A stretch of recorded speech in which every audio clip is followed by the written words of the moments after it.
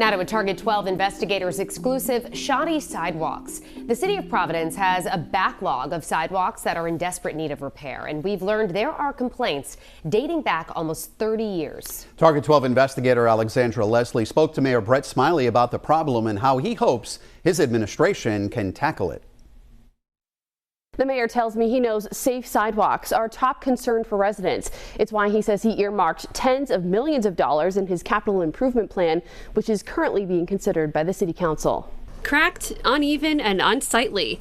These are just some examples of Providence sidewalks in need of repair. I mean, I think a lot of the sidewalks in the city are not terribly well taken care of. Alex Howard is a lifelong Providence resident.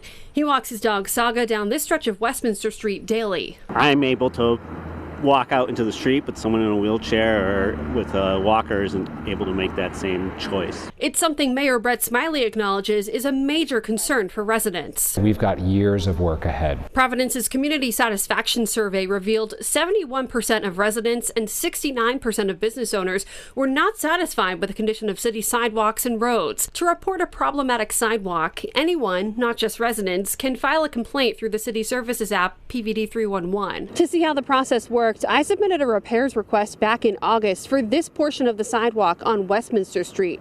I got a response about a month later saying that repairs have been made so that the street was no longer a hazard, but that it would be added to a database for a list of comprehensive repairs in the future.